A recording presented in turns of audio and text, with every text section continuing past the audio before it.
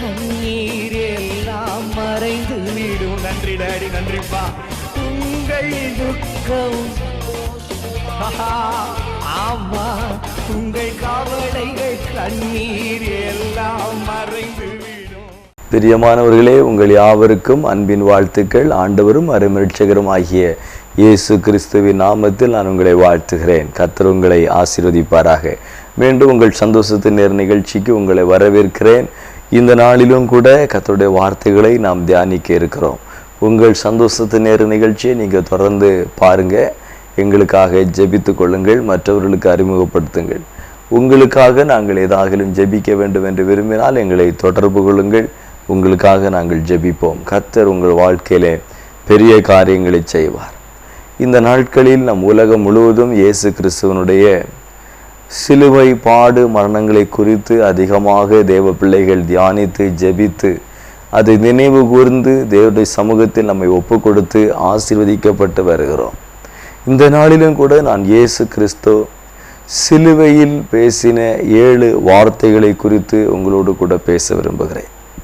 இயேசு கிறிஸ்து நமக்காக கல்வாரி மலையிலே கபாலஸ்தலம் என்கிற அந்த கொல்கதா மேட்டிலே சிலுவையில் அறையப்பட்டார். ஏறத்தாழ 6 மணி நேரம் இயேசு சிலுவையிலே தொங்கினார். 6 மணி நேர அந்த கொடிய உபத்திரவத்தில் இயேசு 7 வார்த்தைகளை பேசியிருக்கிறார். அந்த 7 வார்த்தைகளும் மிக முக்கியமானதாக கருதப்படுகிறது. ஏனென்றால் இயேசு தன்னுடைய ஊழியத்தின் நிறைவாக தன்னுடைய மரணத்திற்கு முன்பதாக 7 வார்த்தைகளை அவர் மிக முக்கியமானதாக பேசியிருக்கிறார். அவைகளை குறித்து நாம் இன்றைக்கு சிந்திக்க போகிறோம். பாருங்கள், 6 மணி நேரத்தில் இயேசு பேசினது வெறும் 7 வார்த்தைகள். நாமும் நம்முடைய வாழ்க்கையிலே வீணான பேச்சுகளை தவிர்க்க வேண்டும். இந்த சூழ்நிலையை கொஞ்சம் சிந்தித்து பாருங்கள். அவருடைய கைகளிலும் கால்களிலும் ஆணி அறையப்பட்டிருக்கிறது. சிரசிலே முள்ளால் ஆன முடி சூடப்பட்டிருக்கிறது. சரீரம் முழுவதும் அடித்து கிழிக்கப்பட்டு இரத்தம் சிந்திக்கொண்டே இருக்கிறது. இதன் மத்தியிலே போர் சேவகர்கள் அவருடைய வஸ்திரத்தை கிழித்து பங்கிடுகிறார்கள். ஜனங்கள் அவரை நிந்திக்கிறார்கள். பல்வேறு விதமான நெருக்கங்கள் அவரை சுற்றி இருக்கிறது. அவருடைய வலது பக்கத்திலும் இடது பக்கத்திலும் அறையப்பட்டிருக்கிற கள்ளர்கள் அவரை நிந்திக்கிறார்கள். ஆனால் இயேசுவோ தன் வாயை காத்து கொண்டார், தன் நாவை காத்து கொண்டார். கோபத்திலோ எரிச்சலிலோ வலி வேதனையிலோ அவர் எதுவும் பேசவில்லை. எவ்வளவு அதிகமான ஒரு வலி வேதனை உண்டாயிருக்கும், எவ்வளவு ஒரு நெருக்கடியான ஒரு சூழல். அவர் முறுமுறுக்கவில்லை, குறை சொல்லவில்லை, யாரையும் குற்றப்படுத்தவில்லை, யாரிடத்திலும் கோபப்படவில்லை, சபிக்கவில்லை. அவர் தன் வாயை காத்து கொண்டார். அன்பானவர்களே, நாமும் நம்முடைய வாழ்க்கையில் நம்முடைய நாவை காத்து கொள்ள வேண்டியது மிக அவசியம். வீணான பேச்சுகளை நாம் தவிர்க்க வேண்டும். இயேசு பேசின மிக முக்கியமான இந்த 7 வார்த்தைகளில் முதலாவது வார்த்தை பரிசுத்த லூக்கா எழுதின சுவிசேஷம் 23வது அதிகாரத்தில் 34வது வசனத்தில் இருக்கிறது. அப்பொழுது இயேசு, பிதாவே, இவர்களுக்கு மன்னியும், தாங்கள் செய்கிறது இன்னதென்று அறியாதிருக்கிறார்கள் என்றார். அவருடைய வஸ்திரத்தை அவர்கள் பங்கிட்டு சீட்டு போட்டார்கள். பாருங்கள், இயேசு பேசின முதலாவது வார்த்தை, பிதாவே, இவர்களுக்கு மன்னியும். சிலுவையிலே இயேசு கொடிய வேதனைப்படுத்தப்பட்ட சூழ்நிலையில் அவர் தேவ சமூகத்தை நோக்கி, பிதாவை நோக்கி ஜெபிக்கிறார். என்ன ஜெபிக்கிறார்? தன்னை சிலுவையிலே அறைந்து அவமானப்படுத்துகிற இவர்கள் தாங்கள் செய்கிறது இன்னதென்று அறியாமல் செய்கிறார்கள், இவர்களை மன்னியும் என்று சொல்லி ஜெபிக்கிறார். நாம் எப்பொழுதுமே ஜெபிக்க வேண்டும் என்பது இங்கே காட்டப்படுகிறது. இந்த இக்கட்டான நிலைமையிலும் இயேசு ஜெபிக்கிறார். அதுவும் பிறருக்காக ஜெபிக்கிறார். தன்னை துன்பப்படுத்துகிறவர்களுக்காக ஜெபிக்கிறார். தன்னை வேதனைப்படுத்துகிறவர்களுக்காக ஜெபிக்கிறார். நாமும் எப்பொழுதும் ஜெபிக்க பழக வேண்டும். எல்லா சூழ்நிலையிலும் ஜெபிக்க வேண்டும். மற்றவர்களுக்காக ஜெபிக்க வேண்டும். விசேஷமாய் நம்மை நிந்திக்கிறவர்களுக்காகவும் நம்மை துன்பப்படுத்துகிறவர்களுக்காகவும் ஜெபிக்க வேண்டும் என்பதை இந்த வார்த்தை காட்டுகிறது. பாருங்கள், மன்னிக்கிறார். எவ்வளவு கொடிய வேதனைப்படுத்துகிறவர்களையும் நாம் மன்னிக்க வேண்டும் என்பதை இந்த வார்த்தையின் மூலமாய் நாம் அறிந்து கொள்கிறோம். இயேசு மன்னிக்கிறார். அவருடைய வஸ்திரத்தை உரிந்து அதை சீட்டு போடுகிறார்கள். அவர்களை மன்னிக்கிறார். 33ஆம் வசனம் சொல்லுகிறது, கபாலஸ்தலம் என்று சொல்லப்பட்ட இடத்தில் அவர்கள் சேர்ந்த பொழுது அங்கே அவரையும் அவருடைய வலது பக்கத்தில் ஒரு குற்றவாளியும் இடது பக்கத்தில் ஒரு குற்றவாளியும் சிலுவையில் அறைகிறார்கள். கள்ளர்கள் நடுவிலே கள்ளனை போல இயேசு சிலுவையிலே அறையப்படுகிறார். எந்த குற்றமும் செய்யாதவர், ஒரு பாவமும் இல்லாதவர், பாவத்தை பார்க்காத சுத்த கண்ணர் இயேசு சிலுவையில் அறையப்பட்டு அவமானப்படுத்தப்பட்டு இப்பொழுது இயேசு நிர்வாணி ஆக்கப்படுகிறார். அவருடைய வஸ்திரத்தை உரிந்தெடுக்கிறார்கள். அதை போர் சேவகர்கள் சீட்டு போடுகிறார்கள், பங்கிடுகிறார்கள். யாருக்கு என்று கிழித்து பங்கிட்டுக் கொள்ளுகிறார்கள். இந்த சூழ்நிலையில் அவர்களை இயேசு மன்னிக்கிறார். முதலாவது அவர் மன்னிக்கிறார், அவர்களுக்காக ஜெபிக்கிறார். நாம் ஒருவரை மன்னிக்காமல் அவர்களுக்காக ஜெபிக்க முடியாது. மன்னிக்க வேண்டிய ஒரு அவசியம் நமக்கு இருக்கிறது. மார்க்கு சுவிசேஷம் 11:25-26 வசனம் சொல்லுகிறது, பிதா உங்களுக்கு மன்னிக்கும்படி நீங்கள் உங்கள் சகோதரனை மன்னியுங்கள். நாம் தேவ சமூகத்தில் போய் நின்று ஜெபம் பண்ணும் பொழுது நம்முடைய ஜெபங்கள் பரலோகத்தை போய் எட்ட வேண்டும் என்றால், நம்முடைய பாவங்கள் மன்னிக்கப்பட வேண்டும் என்றால், நாம் ஜெபிப்பதற்கு முன்பதாக யாரையாகிலும் நான் மன்னிக்காமல் இருக்கிறேனா என்று ஆராய்ந்து பார்த்து அவர்களை மனதார மன்னிக்க வேண்டும். நான் ஒரு நபரை மன்னிக்காமல் தேவ சமூகத்திலிருந்து எனக்கு மன்னிப்பு உண்டாகாது என்று இயேசு சொல்லுகிறார். நாம் மற்றவர்களை மன்னிக்கும் பொழுது தேவன் நம்மை மன்னிக்கிறார். கிறிஸ்து நமக்கு மன்னித்தது போல எபேசியர் 4:32 சொல்லுகிறது, ஒருவருக்கு ஒருவர் தயவாயும் மன உருக்கமாயிருந்து கிறிஸ்துவுக்குள் தேவன் உங்களுக்கு மன்னித்தது போல நீங்களும் ஒருவரை ஒருவர் மன்னியுங்கள். ஒருவரை ஒருவர் மன்னியுங்கள். இயேசு எப்படி என்னை மன்னித்தாரோ அப்படியே நானும் மற்றவர்களை மன்னிக்க வேண்டும் என்று வேதம் சொல்லுகிறது. பேதுரு கேட்டார், எத்தனை முறை நான் என் சகோதரனை மன்னிக்க வேண்டும்? 7 முறையா? இயேசு சொன்னார், 70 முறை அவனை மன்னிக்க வேண்டும். எத்தனை முறை உன்னிடத்தில் வந்து மனஸ்தாபப்பட்டாலும் மன்னித்து விடு. இயேசு பேசின முதல் வார்த்தை மன்னிப்பு. நாமும் மற்றவர்களை மன்னிப்போம். இரண்டாவது இயேசு சிலுவையிலே பேசின வார்த்தை லூக்கா சுவிசேஷம் 23வது அதிகாரத்தின் 43வது வசனத்தில் இருக்கிறது, இன்றைக்கு நீ என்னுடனே பரதேசியிலே இருப்பாய். இன்றைக்கு என்னோடு கூட பரதேசியிலே இருப்பாய் என்கிற ஒரு வார்த்தையை சொல்லுகிறார். சிலுவையில் அறையப்பட்ட 2 கள்ளர்களும் இயேசுவின் வலது பக்கம் இடது பக்கம் இருக்கிறார்கள். 2 பேருமே இயேசுவை நிந்தித்து கொண்டே இருக்கிறார்கள். இயேசுவை நிந்திக்கிறார்கள். நீர் தேவன் என்றால் கீழே இறங்கும், உம்மை விடுவித்துக் கொள்ளும், எங்களையும் காப்பாற்றும்.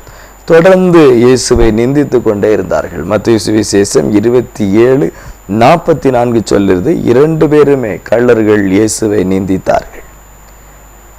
இப்பொழுது மரணம் நெருங்கி வருகிறது. அந்த மரணத்தின் விளிம்பில் இருக்கும் பொழுது ஒருவன் 2 பேரில் ஒருவன் மனம் திரும்புகிறான். தன்னை பாவி என்று உணர்ந்து கொள்கிறான். இன்னொரு கள்ளனிடத்தில் சொல்லுகிறான், அவர் ஒரு குற்றமும் செய்யாதவர், நாம் பாவிகள், நாம் செய்த தவறுக்கு இந்த தண்டனை அனுபவிக்கிறோம், அவர் ஒரு குற்றமும் செய்யாதவர் என்று இயேசுவை குறித்து பேசுகிறான். அவன் சொன்னான், நீர் உம்முடைய ராஜ்யத்தில் வரும் பொழுது என்னை நினைத்து கொள்ளும், உம்முடைய ராஜ்யத்தில் எனக்கு இடம் வேண்டாம் என்று வேண்டிக் கொண்டான். அதற்கு இயேசு சொன்னார், நீ இன்று என்னோடு கூட பரதேசியில் இருப்பாய். பரதேசி என்றால் இளைப்பாறுகிற இடம். பசு மரணத்திற்கு பின்பு இளைப்பாறுகிற இடம்தான் பரதேசி. இந்த கள்ளன் பாவியானவன். ஆனால் அவனுக்கு பரதீசிலே பசுத்தவான்களோடு இருக்கிற இடத்தில் ஒரு இடம் கிடைக்கிறது. எப்படி கிடைத்தது? மனம் திரும்புதல். எந்த பாவியா இருந்தாலும் தன்னை ஒரு பாவி என்று உணர்ந்து தன் பாவத்தை உணர்ந்து அறிக்கையிட்டு மனம் திரும்பும் பொழுது தேவன் பரலோகத்தில் பரதேசியில் இடம் கொடுக்கிறார். லூக்கா 15:7 சொல்லுது, மனம் திரும்புகிற ஒரு பாவி நிமித்தம் பரலோகத்தில் மிகுந்த சந்தோஷம் உண்டாகும். அப்போ ஒரு பாவி மனம் திரும்பினால் அவன் பரலோகத்துக்கு உரியவனாக மாறுகிறான். மரணத்திற்கு முன்பதாக ஒரு மனிதன் மனம் திரும்பினால் அவனுக்கு நித்திய இளைப்பாறுதல் உண்டு. மனம் திரும்பாமல் பாவத்தோடையே மரித்து போகிறவர்களுக்கு தேவனுடைய ராஜ்யத்தில் இடம் இல்லை. வேதம் சொல்லுகிறது மத்தேயு 18:3, மனம் திரும்பி பிள்ளைகளைப் போல் ஆகாவிட்டால் தேவனுடைய ராஜ்யத்தில் பிரவேசிக்க மாட்டீர்கள். தேவனுடைய ராஜ்யத்தில் பிரவேசிப்பதற்கு மனம் திரும்புதல் அவசியம். மரணத்திற்கு பிறகு ஒரு ஜீவிதம் இருக்கிறது. தேவ பிள்ளைகளுக்கு மரணத்துக்கு பிறகு ஒரு வாழ்க்கை இருக்கிறது. வெறும் இந்த உலகத்தோடு நம்முடைய கதை முடிந்து விடவில்லை. மரணத்துக்கு முன்பதாக மனம் திரும்புதல் வேண்டும். எந்த நேரத்தில் மனம் திரும்பினாலும் அவனுக்கு தேவனுடைய ராஜ்யம் கொடுக்கப்படுகிறது என்பதை இந்த கள்ளனுடைய மனம் திரும்புதல் காட்டுகிறது. இயேசு சொன்ன 2வது வார்த்தை, இன்றைக்கு நீ என்னோடு பரதேசில் இருப்பாய். நாம மனம் திரும்பி இந்த இளைப்பாறுகிற ஸ்தலத்தில் பரலோக ராஜ்யத்தில் இடம் பெற்றுக்கொள்ளுவர்களாய் மாற வேண்டும். 3வது, பரிசுத்த யோவான் எழுதின சுவிசேஷம் 19வது அதிகாரத்தின் 26-27வது வசனத்தை வாசிக்கும் பொழுது, அப்பொழுது இயேசு தம்முடைய தாயையும் அருகே நின்ற தமக்கு அன்பாயிருந்த சீசனையும் கண்டு தம்முடைய தாயை நோக்கி, ஸ்திரியே, அதோ உன் மகன் என்றார். பின்பு அந்த சீசனை நோக்கி, அதோ உன் தாய் என்றார். அந்நேரம் முதல் அந்த சீசன் அவளை தன்னிடமாக ஏற்றுக்கொண்டான். பாருங்கள், அதோ உன் தாய், அதோ உன் மகன் என்பதுதான் இயேசு பேசின 3வது வார்த்தை. இயேசுவின் தாய் மரியாள் இயேசு சிலுவையிலே அறையப்படும் பொழுது அருகாமையிலே நிற்கிறார்கள். இயேசுவின் மிகவும் அன்பான சீடன், இயேசுவின் மார்பிலை சாய்ந்திருந்தவன் யோவான். பரிசுத்த யோவானும் அங்கே அருகாமையிலே நிற்கிறார். இப்பொழுது இயேசு தன்னுடைய மரணம் நெருங்கி வருகிறது. மரணம் நெருங்கி வரும் பொழுது பரிதபித்து நிற்கிற தன்னுடைய சீடன் யோவானை பார்க்கிறார். தன் தாய் மரியாளை பார்க்கிறார். தேவனாகிய கர்த்தர் யாரையும் திக்கற்றவராக விடுவதில்லை. இயேசு சொன்னார், நான் உங்களை திக்கற்றவர்களாக விடேன். யோவான் 14:18, உங்களை நான் திக்கற்றவர்களாய் விடேன். யார் அவரை நம்பி வந்தாலும் அவர்களை அவர் திக்கற்றவர்களாய் விடுவதே இல்லை. இயேசுவுக்கு சகோதரர்கள் இருக்கிறார்கள், சகோதரிகள் இருக்கிறார்கள். அப்ப இயேசுவின் தாயாகிய மரியாளை பராமரிப்பதற்கு இன்னும் சகோதரர்கள் இருந்த போதும் ஏன் இயேசு தன் தாயாகிய மரியாளை யோவானிடத்தில் ஒப்பு கொடுக்கிறார்? ஏனென்றால் இந்த இயேசுவின் தாயாகிய மரியாள் இயேசுவை தேவனுடைய குமாரனாக அவர்கள் அறிந்திருந்தார்கள். அவர் பூமிக்குரியவர் அல்ல, பரலோகத்துக்குரியவர் என்று அறிந்திருந்தார்கள். அவர் புருஷனுடைய சித்தத்தினால் உண்டானவர் அல்ல, பாவத்தில் கற்பவிக்கப்பட்டவர் அல்ல, அவர் பரிசுத்த ஆவியினால் உற்பவிக்கப்பட்டவர் என்று சொல்லி அவங்க அறிந்திருந்தார்கள். அவர் பிதாவின் மகன் என்று மரியாளுக்கு தெரியும், நம்பினார்கள். இதை இந்த மரியாவின் மற்ற பிள்ளைகள் ஏற்றுக்கொள்ளவில்லை. சத்தியத்துக்கு இடம் கொடுக்கும் பொழுது, சத்தியத்தை நாம் அங்கீகரிக்கும் பொழுது, உண்மையை சத்தியத்தை நாம் உறுதியாக அறிவிக்கும் பொழுது, அறிக்கையிடும் பொழுது, நாம் நம்முடைய சொந்த குடும்பத்தாலே பகைக்கப்பட வேண்டி வரும், சொந்த வீட்டாரால் பகைக்கப்பட வேண்டி வரும், சொந்த பந்தங்களால் வெறுத்து ஒதுக்கப்பட வேண்டிய சூழ்நிலை வரும். அந்த நிலையிலும் சத்தியத்தை உறுதியாக பிடித்து நிற்கிறவர்களுக்கு இயேசு துணையாகவே இருக்கிறார், ஆதரவாகவே இருக்கிறார். அவர்களை திக்கற்றவர்களாக அவர் விடுவதே இல்லை. மரியாள் இப்பொழுது தனித்து விடப்பட்டிருக்கிறார்கள். இயேசு தன்னை நம்பி தன்னுடைய உபதேசத்தை நம்பி தன் சத்தியத்தை நம்பி நிற்கிறவர்களை கைவிட மாட்டார். தன் தாயாகிய மரியாள் மேல் இயேசு வைத்திருந்த அன்பு இங்கே விளங்குகிறது. தன் சீடன் மேல் இயேசு வைத்திருந்த அன்பு விளங்குகிறது. நாமும் ஒருவரை ஒருவர் நேசிக்க வேண்டும். குறிப்பாய் நம்முடைய பெற்றோர்களை நேசிக்க வேண்டும்.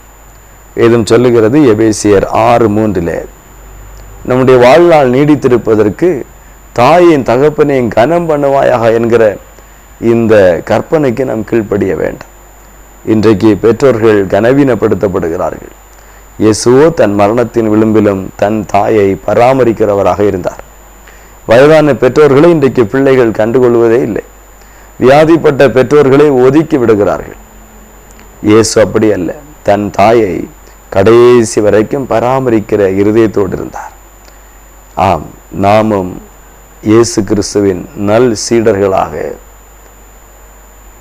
இந்த பூமியில் இயேசுவுக்கு சாட்சியாக அன்பான உறவுகளை கொண்ட குடும்பங்களாக வாழ வேண்டும்.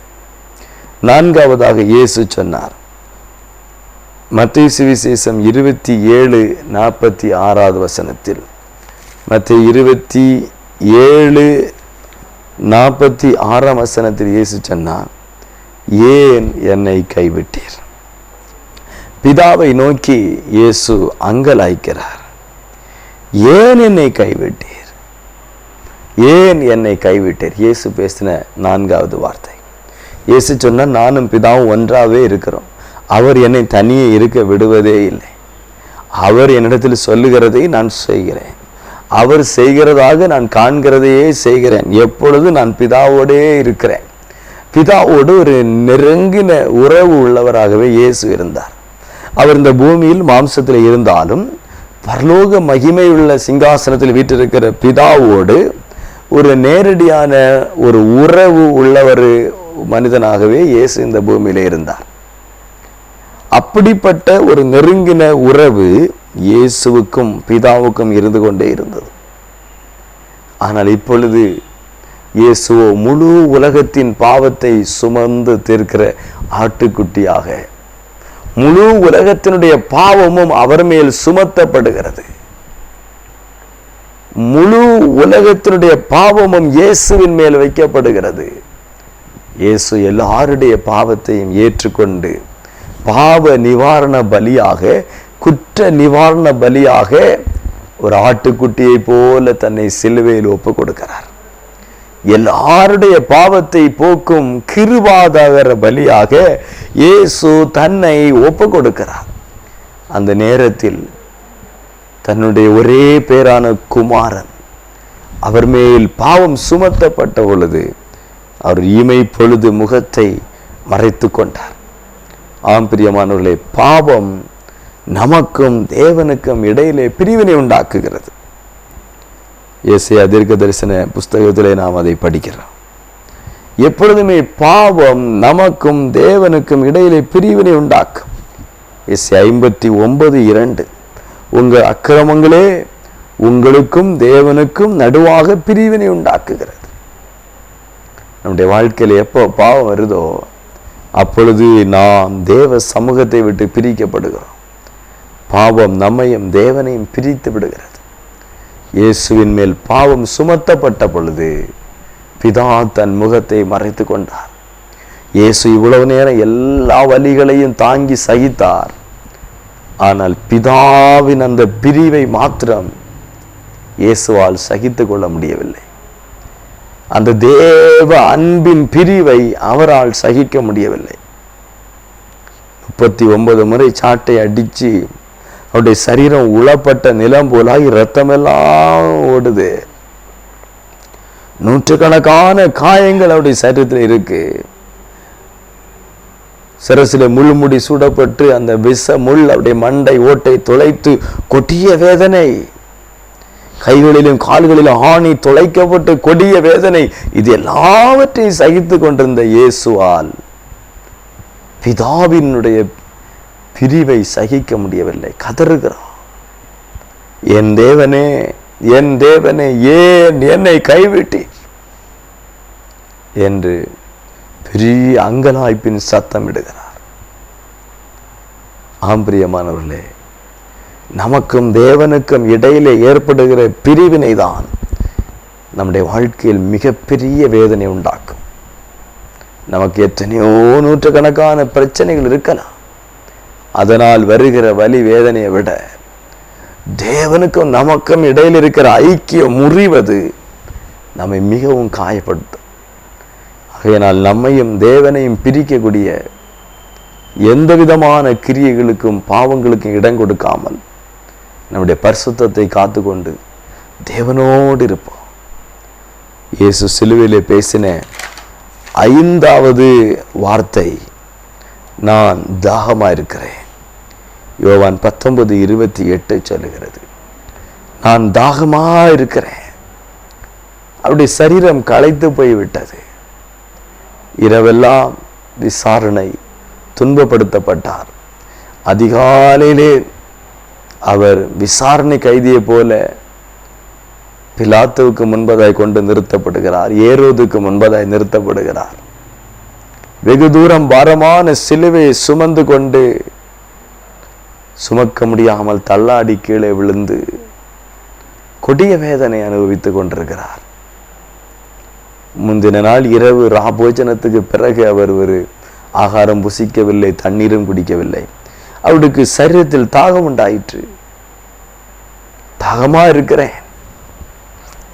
கசப்பு கலந்த காடியை கொடுக்கிறார்கள். சிலுவையிலே அறையப்படக்கூடிய ஒவ்வொருவரும் அவருடைய பலி பொறுக்காமல் கத்தும் பொழுது அவர்கள் கசப்பு கலந்த, அதாவது வெள்ளை போளங்கள், போதை கலந்த அந்த தண்ணீரை கொடுப்பார்கள். அவர்கள் மயக்க நிலையிலே மரித்து போவார்கள். அப்படி இயேசுவுக்கு கொடுத்த போது வேதம் சொல்லுகிறது, அவர் அதை வாங்க மறுத்தார். எவ்வளவு தாகம், எவ்வளவு வேதனை, ஆனாலும் வேண்டாம். எந்த சூழ்நிலையிலும் பாவத்துக்கு இடம் இல்லை என்று இயேசு அங்கே மறுக்கிறார். அன்பானவர்களே, நாமும் நம்முடைய வாழ்க்கையில எவ்வளவு இக்கட்டான சூழ்நிலையிலும், எவ்வளவு நெருக்கடியான சூழ்நிலையிலும் பாவத்தை தவிர்க்க வேண்டும். தேவன் விரும்பாததற்கு நாம் இடம் கொடுக்க கூடாது.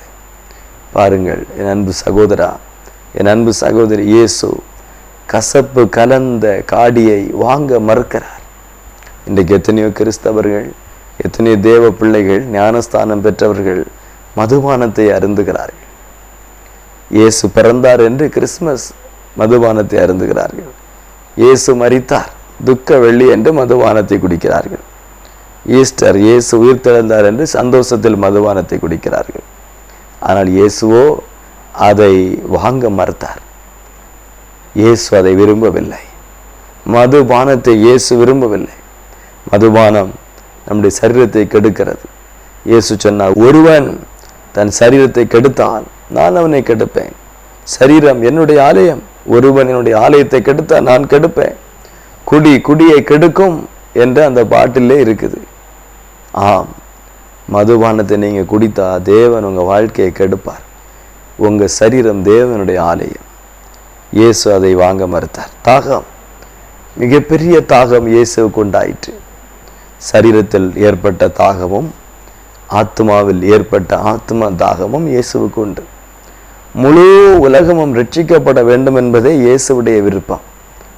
நாம் பார்க்கிறோம் 1 தீமோத்தேயு 2:4, எல்லா ஜனங்களும் ரட்சிக்கப்படவும் சத்தியத்தை அறிகிற அறிவை அடையவும் அவர் சித்தமுள்ளவராயிருந்தார். அவர் ஆத்ம தாகத்தால் நிறைந்திருந்தார். இன்றைக்கு நம்மை சுற்றிலும் எத்தனை ஆயிரக்கணக்கான ஜனங்கள் ஆண்டவரை அறியாமல் ஆத்மா மரணம் அடைந்து கொண்டே இருக்கிறது. நாம் அந்த ஆத்மாக்களை ரட்சிக்க என்ன பிரயாசப்பட்டோம்? இயேசு தன்னையே பலியாய் கொடுக்கிறார். முழு உலகமும் ரட்சிக்கப்பட வேண்டும், ஒருவரும் கெட்டு போகாமல் எல்லோரும் நித்திய ஜீவனுக்கு வர வேண்டும் என்று தன்னையே பலியாய் ஒப்பு கொடுத்து தன் கடைசி சொட்டு இரத்தம் வரைக்கும் செய்தார். எல்லாரும் ரட்சிக்கப்பட வேண்டும், ஒருவரும் நரகத்திற்கு போய்விடக்கூடாது என்பதுதான் அவருடைய தாகம். இன்னும் ஆத்துமாக்கள் மனம் திரும்ப வேண்டும், இன்னும் ரட்சிக்கப்பட வேண்டும் என்பதே அவருடைய தாகம். இதோ சீக்கிரமாய் வருகிறேன் என்று சொன்னவர் ஏன் தாமதிக்கிறார்? வேதம் சொல்லுகிறது, ஒருவரும் கெட்டு போகக்கூடாது என்று அவர் தாமதிக்கிறார். அவர் தம்முடைய வாக்குத்தத்தத்தை குறித்து தாமதியாமல் ஒருவரும் கெட்டு போகக்கூடாது, எல்லாரும் காப்பாற்றப்பட வேண்டும் என்று தாமதிக்கிறார். எப்பொழுதுமே அவருக்கு ஆத்தும தாகம் இருந்து கொண்டே இருந்தது. இயேசு சிலுவையிலே பேசின 6வது வார்த்தை பரிசுத்த யோவான் 19ஆம் அதிகாரம் 30ஆம் வசனம், எல்லாம் முடிந்தது, எல்லாம் முடிந்தது. இயேசு மிகவும் சத்தமாய் ஒரு ஜெய துவனியோடு தன் முழு பலத்தோடு எல்லாம் முடிந்தது என்கிற சத்தம் இடுகிறார். இது ஒரு பெரிய வெற்றியின் முழக்கம், பெரிய யுத்தத்தில் ஜெயிக்கிற ஒரு ராஜாவின் முழக்கத்திற்கு சமம். தேசத்தை சுதந்திரிக்கிற, தேசங்களை சுதந்திரிக்கிற ஒரு யுத்த வீரனின் முழக்கம். எல்லாம் முடிந்தது. பிதா இந்த பூமிக்கு என்னை எதற்காக அனுப்பினாரோ அத்தனையும் செய்து முடித்து விட்டேன். எனக்கு கொடுக்கப்பட்ட வேலைகள் அத்தனை செய்து முடித்து விட்டேன் என்பதுதான் இந்த வார்த்தையின் அர்த்தம். எபிரேயர் 4:10 சொல்லுகிறது, அவருடைய இளைப்பாறுதலில் பிரவேசித்தவன் தேவன் தம்முடைய கிரியைகளை முடித்து ஓய்ந்தது போல தானும் தன் கிரியைகளை முடித்து ஓய்ந்திருப்பான். நம் ஒவ்வொருவரை குறித்து ஆண்டுடைய சித்தம் இருக்கிறது. எதற்காக இந்த பூமியில் தேவன் என்னை ஜனிப்பித்தார்? தாயின் கருவிலே உருவாகும் என்னை எதற்காக என்னை தெரிந்து கொண்டார்? என்னை பேர் சொல்லி அழைத்தார், என்னை ரட்சித்தார், என்னை பரிசுத்த ஆவியினால் நிரப்பினார். என்னை குறித்து ஆண்டுக்கு ஒரு திட்டம் இருக்கிறது. நான் இவைகளை செய்ய வேண்டும் என்று தேவன் ஒரு சித்தம் கொண்டிருக்கிறார். அவைகளை நான் செய்து முடித்து, என் கிரியைகளை செய்து முடித்து நான் தேவனுடைய ராஜ்யத்தில் இளைப்பாறுகிறேன். நான் இந்த உலகத்தில் மரித்து போவதற்கு முன்பதாக தேவன் எனக்கு கொடுத்த வேலையை செய்து முடிக்க வேண்டும். அப்படி செய்து முடிக்காத பட்சத்தில் நான் தேவனுடைய ராஜ்யத்துக்கே போக முடியாது. வேதம் அழகாய் சொல்லுகிறது. அப்போஸ்தலன் பவுல் 2 தீமோத்தேயு 4ஆம் அதிகாரத்தின் 7ஆம் வசனத்தில் 8ஆம் வசனத்தில் சொல்லுகிறார், நல்ல போராட்டத்தை போராடினேன், ஓட்டத்தை முடித்தேன், விசுவாசத்தை காத்துக்கொண்டேன். இது முதல் எனக்கு நீதியின் கிரீடம் வைக்கப்பட்டிருக்குதியா. பவுல் சொல்லுகிறார், நல்ல போராட்டத்தை போராடி முடித்தேன், எனக்கு கொடுக்கப்பட்ட வேலையை செய்து முடித்தேன். இந்த பூமியில் நமக்கு கொடுக்கப்பட்ட வேலையை செய்து முடிக்க வேண்டும், தேவ சித்தத்தை செய்து முடிக்க வேண்டும். நமக்கு கொஞ்ச நாட்கள் இருக்கிறது. இந்த கொஞ்ச நாளில் தேவ சித்தத்தை அறிந்து அதை செய்து முடிக்க வேண்டும். பிதாவின் சித்தத்தை செய்யாதவர்களுக்கு பிதாவின் ராஜ்யத்தில் இடமில்லை. இயேசு சிலுவையிலே பேசின 7வது வார்த்தை லூக்கா 23:46, பிதாவே என் ஆவியை ஒப்புவிக்கிறேன். இறுதியா இயேசு சொல்லுகிறார், பிதாவே என் ஆவியை உம்முடைய கரத்தில் ஒப்புவிக்கிறேன். இயேசு சொன்னார் யோவான் 10ஆம் அதிகாரம் 17-18, நான் என் ஜீவனை மறுபடியும் அடைந்து கொள்ளும்படி அதை கொடுக்கிறேன், ஒருவனும் அதை என்னிலிருந்து எடுத்துக்கொள்ளவே முடியாது. இயேசு எவ்வளவு தெளிவாய் சொல்லுகிறார் பாருங்கள். நான் திரும்ப உயிர் அடைவேன், ஒரு தைரியம், நான் மரித்தாலும் பிழைப்பேன் என்கிற உறுதியோடு இயேசு தன்னுடைய ஆவியை பிதாவிடத்தில் ஒப்பு கொடுக்கிறார். நான் மறுபடியும் உயிர் அடைவேன் என்கிற அந்த நம்பிக்கையோடு இயேசு மரணத்தை சந்திக்கிறார், மரணத்தை ஜெயிக்கிறார். ஆம்பிரியமானவர்களே, மரணம்தான் இன்றைக்கு மனிதர்களுக்கு இருக்கிற கடைசி சத்ரு. எல்லாருடைய வாழ்க்கையிலையும் எவ்வளவு தைரியசாலியா இருந்தாலும் மரண நேரத்தில் பயந்து கலங்கி கதறி விடுகிறார்கள். இயேசு தைரியமாய் தன் ஆவியை பிதாவிடத்தில் ஒப்புவிக்கிறார். அவருக்கு ஒரு தைரியம் இருந்தது, நான் மறுபடியும் உயிர் அடைவேன். வெளிப்படுத்தல் 20:6 சொல்லுகிறது, முதலாம் உயிர்த்தெழுதலில் பங்குள்ளவன் பாக்கியவானும் பசுத்தவானுமாய் இருக்கிறான். அப்ப பரிசுத்தவான்களுக்கு உயிர்த்தெழுதல் உண்டு. அவர்கள் மரித்தாலும், அவருடைய சரீரம் அடக்கம் பண்ணப்பட்டாலும், அவருடைய சரீரம் அழிந்து போனாலும் ஒரு நாள் உயிரோடு எழும்போம். 1 தெசலோனிக்கேயர் 4:16 சொல்லுகிறது. அப்பொழுது கிறிஸ்துவுக்குள் மரித்தவர்கள் முதலாவது எழுந்திருப்பார்கள், பின்பு உயிரோடு இருக்கும் நாமும் அவருக்கு எதிர்கொண்டு போவோம். அவர் வரும் நாளில் கிறிஸ்துவுக்குள் மரித்தவர்கள், பரிசுத்தவான்கள் உயிரடைவார்கள். மரணம் தேவ பிள்ளைகளுக்கு முடிவு அல்ல. மரணத்தை இயேசு ஜெயித்து உயிர்த்தெழுந்தார். இயேசு சொன்னார், நான் மறுபடியும் உயிர் அடைவேன் என்கிற நம்பிக்கையில் என் ஆவியை பிதாவிடத்தில் ஒப்புவிக்கிறேன்.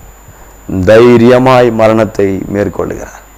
மரணம் அவரை கலங்கடிக்கவில்லை. மரணம் அவரை பயமுறுத்தவில்லை. மரணம் அவரை எந்த சேதமுப்படுத்த முடியவில்லை. ஆம் பிரியமானவர்களே, மரணம் நம்மை எதுவும் செய்ய முடியாது. மரணமே உன் கூர் எங்கே, பாதாளமே உன் ஜெயம் எங்கே என்று 1 கொரிந்தியர் 15:55-56 வாசிக்கிறார். மரணம் ஜெயமாய் விழுங்கப்பட்டது. மரணத்தை இயேசு ஜெயித்தார். இந்த உலகத்தில் நாம் மரித்தாலும், நம்முடைய சரீரம் அடக்க பண்ணப்பட்டாலும் ஒரு நாள் எக்காலம் துணிக்கும். அப்பொழுது நான் கிறிஸ்துவுக்குள் மரித்திருந்தால், இந்த உலகத்தில் தேவனுடைய சித்தத்தை செய்து முடித்து தேவனுடைய கரத்தில் என் ஆவியை ஒப்பு கொடுத்து மரித்திருந்தால், பரிசுத்தமான ஜீவிதம் பண்ணி பாவத்தை ஜெயித்து மனம் திரும்புதலோடு சாட்சியுள்ள வாழ்க்கை வாழ்ந்து பரிசுத்தவானாய் மரித்திருந்தால், அவர் வரும் பொழுது நான் உயிரோடு எழும்புகிறேன், உயிரோடு எழும்புவேன். அந்த உறுதி எனக்கு உண்டு. பிரியமானவர்களே, நாம் ஒவ்வொருவருக்கும் அந்த உறுதி வேண்டும். இயேசு சிலுவையிலே பேசின இந்த 7 வார்த்தைகள் நமக்கு ஒரு மிகப்பெரிய போதனைகளாக, உபதேசங்களாக, சத்திய வார்த்தைகளாக, நம்முடைய வாழ்வுக்கு மிகவும் அவசியமான வார்த்தைகளாக இருக்கிறது. இந்த வார்த்தைகள் மூலம் தேவன் தொடர்ந்து உங்களோடு இடைபடுவாராக, ஆசீர்வதிப்பாராக. கர்த்தருடைய நாமம் மகிமைப்படுவதாக. இயேசுவின் நாமத்தில் ஜெபிக்கிறேன் நல்ல பிதாவே, ஆமென். உங்கள் துக்கம் சந்தோஷமாய் மாறும். ஆமென். துக்கம் சந்தோஷமாய் மாறும். உங்கள் கவலைகள் கண்ணீர் எல்லாம் மறைந்து விடும். நன்றி டாடி, நன்றிப்பா. உங்கள் துக்கம் ஆமா, உங்கள் கவலைகள் கண்ணீர்